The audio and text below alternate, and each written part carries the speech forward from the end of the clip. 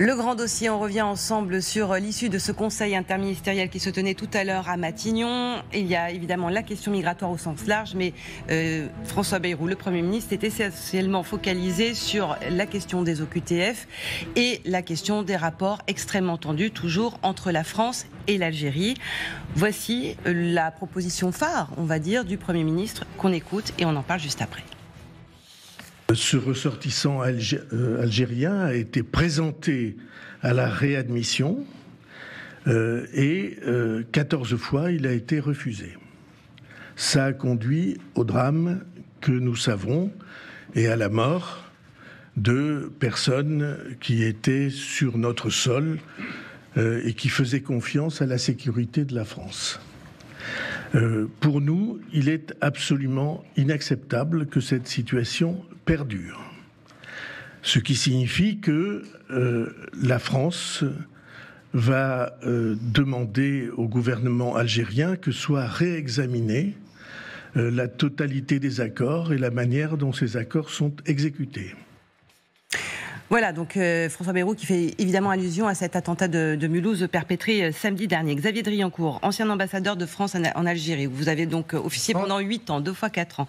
Rebonsoir, vous êtes également auteur de Énigme algérienne, chronique d'une ambassade à Alger, paru aux éditions de l'Observatoire. Est-ce qu'on peut réexaminer les accords de 68 ? Qu'est-ce qu'on peut réexaminer ? Et est-ce que finalement, on ne se destine pas peut-être à terme, à une réaction de l'Algérie? Il y en a déjà eu hier, avant même cette déclaration de François Bayrou, mais est-ce qu'on ne prête pas le flanc à l'Algérie pour qu'il y ait une réaction très vive à l'annonce de ce réexamen des accords? Oui, je pense que, comme vous l'avez dit tout à l'heure, l'accord de 68, ce n'est qu'un accord parmi d'autres. Il y a beaucoup d'accords, d'échanges de lettres avec l'Algérie et beaucoup d'autres dispositions. Donc le gouvernement a choisi manifestement de porter l'effort sur une renégociation, voire une dénonciation, si je comprends bien, de l'accord de 68 au bout d'un certain délai. Et je pense que, comme les Algériens l'ont fait ce matin avec un communiqué d'une rare virulence, parce que avait été refoulé à Orly l'ancien directeur de cabinet du président Tebboune, je pense qu'ils vont réagir immédiatement et se préparer à une discussion sur l'accord de 68. J'ai l'impression que dans cette déclaration, nous commettons une faute, c'est-à-dire que il faudrait faire comme les Algériens, faire les choses, mais ne pas les annoncer trop à l'avance. Les Algériens, ils n'ont pas annoncé le refus de prendre M. Doualem à Alger. Ils n'ont pas annoncé le refus la semaine dernière d'embarquer sur Air Algérie un autre influenceur qui pourtant était muni d'un laissez-passer consulaire. Et c'est nous, après, qui avons réagi. Mais nous annonçons à l'avance, là, voilà, on va renégocier, et si vous ne renégociez pas, on vous prévient, on va dénoncer. Donc il faut s'attendre à une réaction, je pense, ce soir ou demain, du côté algérien. Il faudrait prendre en réalité un certain nombre de mesures, ne pas les annoncer et maintenir, comme on le dit à propos de l'Ukraine, une certaine ambiguïté stratégique. Alors que là, la stratégie est très clairement affichée. Est-ce que ce serait une bonne stratégie, d'ailleurs, cette stratégie de François Bayrou ? Manifestement, il y a eu un arbitrage entre plusieurs lignes au sein du gouvernement. Et donc on annonce un certain cafouillage, on montre notre faiblesse en même temps, et encore une fois, on met toutes nos cartes sur la table. Valérie Nataf, il est pris entre deux feux, en tout cas au sein de son gouvernement, très clairement. Bruno Retailleau d'un côté pour la ligne dure, ça c'est l'intérieur, et puis il y a l'aspect diplomatique qu'il faut gérer également avec Jean-Noël Barrot. J'ai l'impression qu'il y a temporisation, mais que le choix a été fait. Le choix a été fait. Le Premier ministre dit pas d'escalade avec l'Algérie. Dans le même temps, il met directement en cause le fait que le suspect de Mulhouse n'avait pas été admis sur le sol algérien 14 fois, en disant que les victimes qu'on a connues à Mulhouse ce week-end sont la conséquence directe de la non-application des accords de 68. Alors, il y a temporisation parce qu'il donne à l'Algérie et à la France 4 à 6 semaines pour réexaminer les accords. On ne sait pas bien ce que cela veut dire, mais si l'Algérie, et d'après ce que vous dites, monsieur, vous connaissez évidemment beaucoup plus l'Algérie que moi, si l'Algérie refuse, Que se passe-t-il si la renégociation, le réexamen n'aboutit pas? Que fait la France? Bien sûr, comme le dit le Premier ministre, un peuple a le droit d'avoir la maîtrise sur son sol et les flux migratoires. Mais on est rentré là, comme vous l'avez très bien décrit, dans une confrontation au vu et au su du monde entier. On ne nous comptons pas en France que des amis sur nos positions, notamment sur l'Ukraine ou sur d'autres choses en Europe. Et donc, je ne trouve pas tout à fait en position de force pour essayer d'imposer des choses à l'Algérie. Si l'Algérie ne veut pas le réexamen de ces accords, que se passe-t-il? On a pris un risque là? On a sûrement pris un risque, mais sans doute calculé et en accord avec le président Macron, parce qu'on n'a pas parlé de l'acteur principal de cette affaire, qui est quand même le président de la République, qui a quelque part contribué à mettre le feu aux poudres en reconnaissant avec le Sahara occidental au Maroc la souveraineté sur le Sahara occidental, qui a vraiment fait monter là en escalade pour le coup les relations franco-algériennes. Il était pris en début de semaine, comme nous l'avons tous constaté. Emmanuel Macron, il est revenu. Ils ont sûrement échanger sur cette affaire de comment est-ce qu'on gère les relations avec l'Algérie, comment est-ce qu'on gère notre opinion française qui est un peu chauffée à blanc sur cette affaire. On ne pouvait pas ne rien faire. Et c'est vrai que c'est peut-être maladroit sur le plan diplomatique ce qu'a fait François Bayrou aujourd'hui, mais c'était totalement utile sur le plan de l'opinion publique. N'oubliez pas qu'on a un rassemblement national énorme à gérer, qui réclame des actes toute la journée au lieu de belles paroles. Peut-être que ça aboutira, comme dit Valérie, à une impasse, mais en attendant, on a l'air de réagir. Politiquement, il était important qu'on n'ait pas l'air de rester les deux bras ballants en disant « Ah bah, le droit est comme ça, les conventions sont comme ça, et puis si l'Algérie ne veut pas récupérer ses criminels, eh bien, on ne pourra rien faire. » Donc, il fallait avoir l'air de bouger et le dire publiquement. Malheureusement, on ne pouvait pas garder cette action secrète par rapport à l'opinion. C'est vrai que là, il y a deux objectifs contradictoires, l'efficacité diplomatique, mais l'action politique. Je vais juste rectifier un petit peu ce que j'ai dit tout à l'heure, parce que François Bayrou lui-même s'est posé dans cette perspective, puisqu'il dit s'il n'y avait pas de réponse des Algériens, donc, ce serait la dénonciation des accords qui serait la seule issue possible. Ce n'est pas celle que nous souhaitons. La dénonciation, mais du coup, on garde les criminels. Je veux dire, on ne peut toujours pas les renvoyer. Voilà. On dénonce l'accord. Non, mais je voulais. Il s'était mis évidemment lui aussi dans cette perspective de non-réexamen du côté algérien. Bien sûr, mais ça ne réglait pas le problème des réadmissions. Je ne dis pas le contraire. Voilà. Guillaume, peut-être important de repréciser les OQTF, les chiffres sur les OQTF, et préciser que tous les OQTF ne sont pas des troubles à l'ordre public. Exactement. À peine 7% des OQTF concernent un possible trouble à l'ordre public. La plupart, ce sont pour des personnes qui sont entrées de façon irrégulière sur le territoire ou dont le visa a expiré.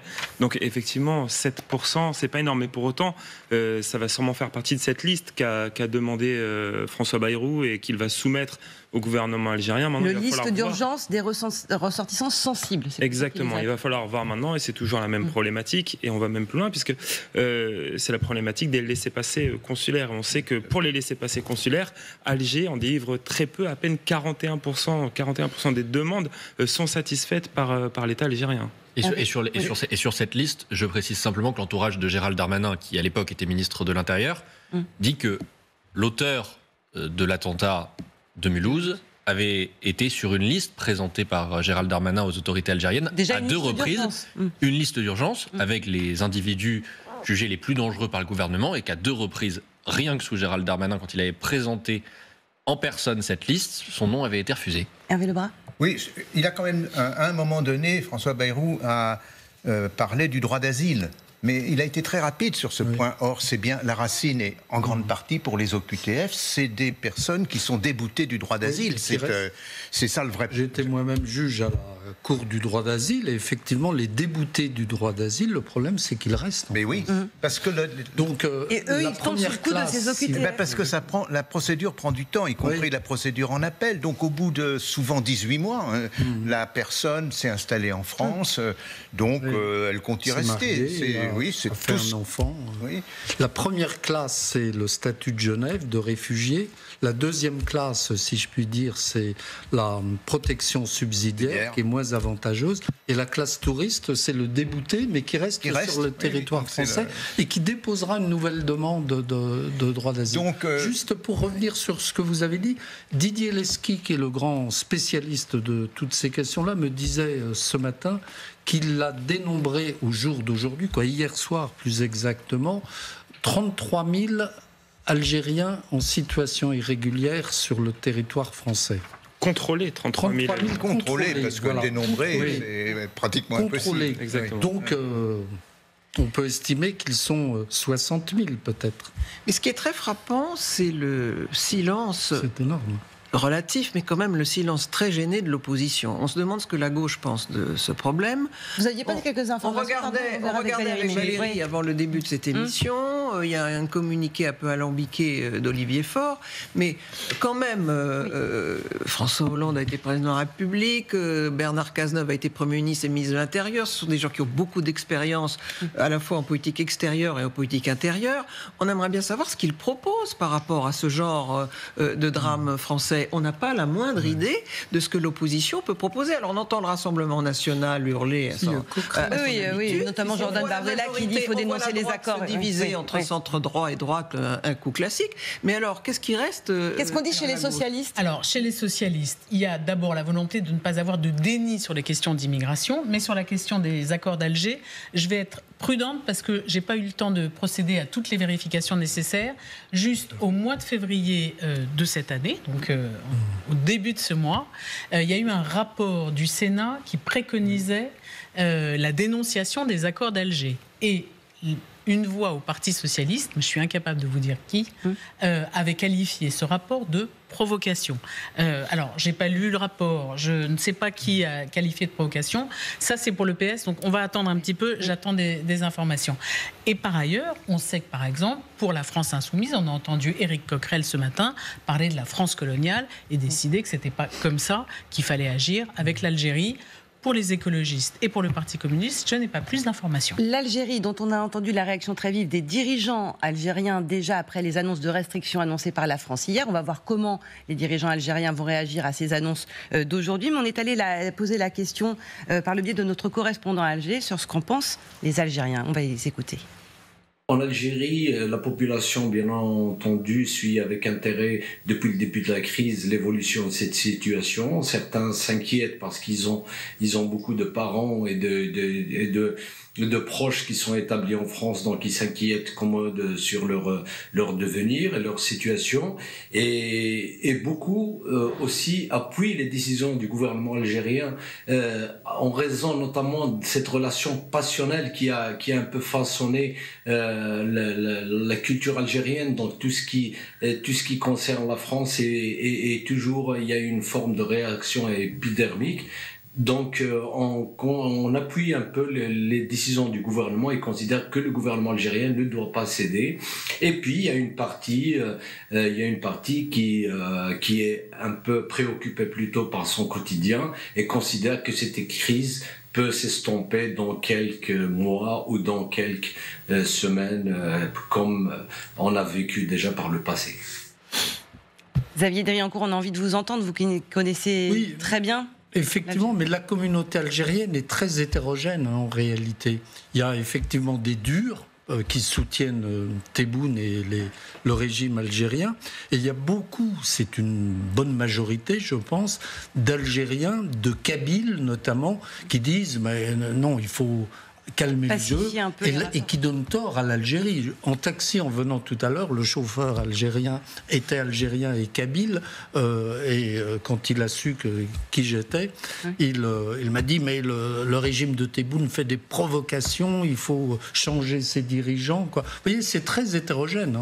Non, mais d'ailleurs, le Premier ministre a bien fait le départ entre le peuple algérien et l'administration actuelle. Il a bien précisé qu'il ne confondait pas les dirigeants. Ce qui complique et les Algériens en France aussi. Mais bien sûr, ce qui complique toute cette affaire, c'est la présence effectivement d'un grand nombre d'Algériens en France, de Français d'origine algérienne. Il y a vraiment beaucoup de monde qui est de cœur quelque part avec l'Algérie. Et donc, on ne peut pas traiter les relations avec leur pays d'origine ou leur pays encore actuel comme comme si c'était un pays qui n'avait rien à voir avec notre histoire. Nous sommes complètement imbriqués, nous avons des personnes sur notre sol qui sont très émotionnellement impliquées. On ne peut pas effectivement se livrer à des escalades sans remettre en cause la sensibilité des personnes présentes sur notre sol. C'est très sensible aussi. Et évidemment, et en plus l'Algérie n'est pas le seul pays, il y a une vingtaine de pays, je crois, qui sont concernés par ce problème de réadmission, ce problème des OQTF. Oui. Et c'est vrai qu'on se focalise évidemment sur l'Algérie par les rapports que l'on a avec. Mais c'est la population d'origine extérieure la plus nombreuse. Exactement. Ouais. Et y compris aussi des relations économiques très importantes avec l'Algérie. Et le gaz. Et le gaz, entre autres, oui, d'ailleurs. Xavier Liancourt, quels seraient les moyens de pression sur l'Algérie en dehors de ce réexamen des accords de 68? Mais il y a toute une palette de mesures plus ou moins importantes ou plus ou moins visibles. Il y a l'accord de 68, on en a parlé. Il y a l'échange de lettres Kouchner-Medelsi sur les passeports diplomatiques qui visent un certain nombre de dignitaires algériens. On pourrait... ne serait-ce qu'annoncer, là pour le coup, faire un effet d'annonce, annoncer une enquête de Tracfin ou de l'inspection des finances sur les réseaux financiers algériens en France, sachant que le dinar algérien est inconvertible et qu'il fait l'objet d'un cours parallèle. Les réseaux financiers de la mosquée de Paris, on peut effectivement agir sur Air Algérie, on peut, comme l'a proposé David Lisnard l'autre jour, fermer un tiers des consulats algériens. Il faut savoir qu'on a Monsieur Darmanin a accordé l'ouverture de 2 consulats supplémentaires à l'Algérie sans aucune contrepartie, alors que nous demandions, lorsque j'étais à Alger, des ouvertures de centres culturels français, des annexes de consulats, et ça nous était refusé. Mais on a accordé à l'Algérie 2 consulats supplémentaires sans contrepartie. Donc on peut prendre des mesures... Et qu'est-ce que vous pensez de l'avenir des imams? Le Rassemblement national est furieux qu'on fasse venir des imams. C'est un vieil accord, un vieux dossier. Et je croyais vraiment personnellement qu'on avait supprimé cet accord sur les imams détachés, comme on dit, qui viennent en France. Je croyais que ça avait été supprimé. Mais il est clair que dans le contexte actuel, c'est un petit peu problématique d'avoir des imams qui sont endoctrinés par le gouvernement algérien. Vous restez avec nous, le sujet est évidemment sensible mais passionnant. On revient dans un instant, on continuera d'en parler. On parlera aussi, entre autres, du sort de Boualem Sansal qui a été évoqué par François Bayrou tout à l'heure. À tout de suite.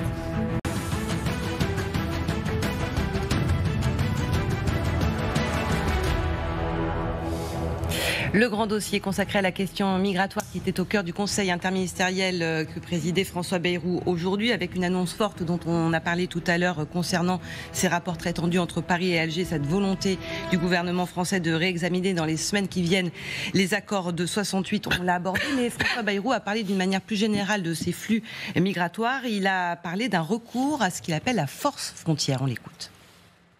Nous allons mettre en place une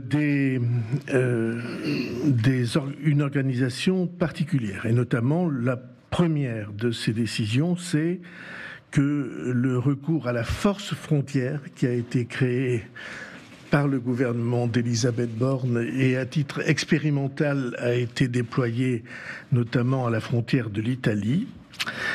Cette force sera généralisée à l'ensemble des frontières de l'Hexagone. Une force qui comprend police, gendarmes... Douane, absolument. Et Sentinelle, par exemple, pour la partie militaire, c'est quelque chose qui a été créé il y a quelques années, le Premier ministre l'a rappelé, et qui était à ce stade une unité expérimentale, comme il l'a dit, qui était notamment dans les Hautes-Alpes et dans les Alpes-Maritimes pour contrôler les voies de passage entre l'Italie et la France. Je pense au col de l'Échelle, notamment dans les Hautes-Alpes, ou encore sur la partie Vintimille, à la frontière entre la France et l'Italie. Là, l'idée, ça va être de généraliser cette force à l'ensemble des frontières, notamment là où il y a la mer du Nord pour la partie avec la Manche, une partie aussi avec l'Espagne, puisque cela fait partie des nouvelles routes d'immigration. Et puis on peut imaginer aussi avec d'autres frontières du côté de l'Allemagne et de la Belgique, l'idée de généraliser donc ce dispositif qui était à ce stade expérimental. Hervé Lebras, une réaction sur ce dispositif? Oui, non, moi c'est pas choquant qu'un État cherche protéger ses frontières. Oui, je crois que là, ce qu'il a dit est acceptable par tout le monde. Simplement, c'est pas si simple. Vous avez cité Vintimille, mais prenez la vallée de la Roya, qui est quand même un des cas exemplaires. Il faut mettre beaucoup d'hommes pour surveiller cela, et puis on peut passer par la montagne. Mais je trouve que c'est tout à fait légitime. Là où le problème est posé, c'est sur Mayotte. Oui. Parce que sur Mayotte, il a annoncé qu'on allait mettre... redéployer des radars pour surveiller les embarcations. Ceux qui avaient été détruits par le cyclone Chido au mois de décembre. Il faut voir la situation de Mayotte. Même si on renvoie des gens à Anjouan ou à Grande Comore, ils peuvent revenir extraordinairement rapidement. Et même avant l'ouragan, ces radars ne fonctionnent pas. Non, on est là avec Là, il y a un véritable problème pour la France, parce qu'il ne faut pas oublier non plus que les Comores sont assez proches de 120 millions de Tanzaniens, 50 millions de Mozambiquais, pas trop loin Madagascar, les Congolais. Donc de plus en plus, la route migratoire à partir de l'Afrique risque de passer par les Comores. Donc là, c'est vraiment à cet endroit-là que se pose un problème. Il y a déjà des unités de la marine aussi qui sont déployées. Les Canaries de l'autre côté. C'est l'équivalent des Canaries, mais avec une masse bien plus importante de population en face. Politiquement, est-ce qu'il a donné, François Bayrou, la mesure de cette pression migratoire, de l'importance de ce sujet aujourd'hui, dans la façon qu'il a eu de l'exprimer ? Il n'a pas voulu mettre de l'huile sur le feu. Oui. Il a voulu être raisonnable, il avait été déjà assez attaqué sur son expression de sentiment de submersion migratoire. Je pense qu'il n'a pas voulu récidiver. Il a été prudent dans la façon de s'exprimer, mais il a quand même tenu à présider lui-même ce conseil interministériel, à prendre la parole lui-même, à montrer qu'il prenait à bras-le-corps le problème, quitte d'ailleurs à subir un échec personnel si effectivement, avec l'Algérie, on arrive à une impasse dans 6 semaines. Sur ce réexamen des accords. Ce qui est sans doute probable, puisque l'Algérie est dans un trip anti-français, à cause de l'affaire du Maroc, mais pas seulement. La situation est tellement mauvaise en Algérie que le bouc émissaire, c'est la France. Source de tous les malheurs, 132 ans de colonisation, donc ils nous promettent 132 ans de malheur à notre tour, donc ils ne nous lâcheront rien. Donc ça va être très très difficile politiquement pour François Bayrou de marquer le point. Il a essayé de montrer qu'il était présent, il a pacifié son gouvernement, pour l'instant ça tient ce que ça tiendra, mais effectivement il n'est pas au bout de ses peines. Il a parlé de cette force frontière et d'un appel aux réservistes également. On l'écoute. Cette force sera généralisée à l'ensemble des frontières de l'Hexagone. Elle regroupe la police, la gendarmerie, les douanes, et elle permet de faire appel à des réservistes et à la force sentinelle lorsqu'il le faut pour que nos frontières soient mieux surveillées. Bon, une réaction sur... Je vois pas de... Je ne suis pas spécialiste, mais de quel réserviste exactement il s'agit ? Je pense... est-ce que c'est d'anciens douaniers, vous peut-être, monsieur l'ambassadeur, une idée de... Non, je pense surtout que ça va être très compliqué de coordonner tout cela, parce qu'on voit bien les problèmes à venir, c'est-à-dire les douanes vont dire moi je dépends de Bercy, les gendarmes moi je dépends de l'armée, les policiers vont dire, la PAF va dire moi je suis ministère de l'Intérieur. Il va y avoir des problèmes de coordination qui vont être assez terribles. Et puis ça ne règle pas le problème des demandeurs d'asile qui eux peuvent venir et restent. Oui, il a rappelé les chiffres. Il y a plein de façons de venir. Les visas de touristes algériens, ils viennent, ils restent. Donc c'est une petite partie du problème que de déployer des François Bayrou qui a rappelé les chiffres de 2024, un demi-million d'immigrés supplémentaires en 2024 et 160 000 demandeurs d'asile. Là, c'est des chiffres. Il faut qu'il regarde les statistiques de l'INSEE. En tout cas, ce sont les chiffres qu'il a donnés. Oui, mais il a donné des chiffres. Je ne sais pas comment il les a obtenus, mais je l'ai plusieurs fois exposé. L'INSEE publie chaque année, fait un recensement qui est sur à peu près 8 millions de personnes, ce qu'on appelle une enquête de recensement, et donne les chiffres le nombre d'immigrés et d'étrangers par nationalité. Or, l'augmentation d'une année à la suivante, depuis 2006, c'est 126 000 personnes par an, l'augmentation. Et depuis les 5 dernières années, c'est 100 000 par an. C'est la véritable augmentation, elle est là. Bien sûr, il y a beaucoup de personnes qui se présentent, il y a beaucoup de... par exemple, il y a à peu près 340 000 cartes de séjour qui sont distribuées, mais il y a aussi beaucoup de personnes qui repartent. Par exemple, vous avez près de 110 000 étudiants en carte de séjour. La plupart de ces étudiants, on a les chiffres, repartent. Donc le vrai chiffre, si vous voulez, c'est de combien d'immigrés supplémentaires d'une année à la suivante. Il y a les irréguliers aussi. Hein. Alors les irréguliers, oui, c'est bien sûr, par définition, c'est très difficile de le savoir, mais les irréguliers sont recensés par l'INSEE parce qu'un irrégulier a tout à fait intérêt. Il a intérêt à être recensé parce que ça sera une preuve qu'il était sur le territoire plus tard.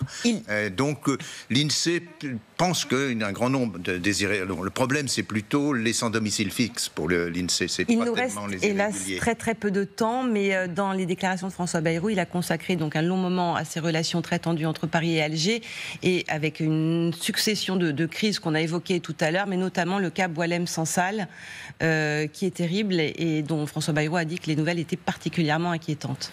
Oui, Boualem Sansal est l'otage de tout ce qu'on vient de dire, là, l'otage de la relation franco-algérienne, et les nouvelles ne sont pas bonnes. Effectivement, il est malade, il a 80 ans, certains disent 75, mais moi qui le connais bien, je sais que c'est 80 ans. Il est à l'hôpital ou à la prison de Koléa, qui est la prison modèle que les Algériens font visiter à tous les ministres de la justice française. Mais enfin, ça reste une prison.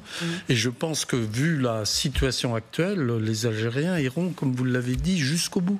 Ça veut dire que vous attendez, vous, très clairement, alors déjà il y avait une réaction hier, mais je repose la question, est-ce qu'ils vont très vite réagir à cette annonce de François Bayrou? Je pense qu'ils vont réagir, mais s'agissant... Et aller dans l'escalade? Pardon? Ils iront vers l'escalade que ne veut pas, je précise. Je pense qu'ils sont prêts à aller à l'escalade. J'ai une petite question. Et ce sera la dernière. On en parlait tout à l'heure. Les accords d'Alger procurent une forme de soupape au régime algérien. Exactement. Alors, les dénoncer de la part de la France, c'est aussi coincer le gouvernement algérien dans un rapport avec son opinion publique qui n'est pas simple. Oui, mais ils viendront en situation irrégulière. C'est ce qu'on appelle les haragas qui traversent la Méditerranée. Et il a intérêt à s'en débarrasser. Ok. Merci beaucoup à tous les 5 d'avoir participé ce soir à ce grand dossier après ce conseil interministériel mené par François Bayrou.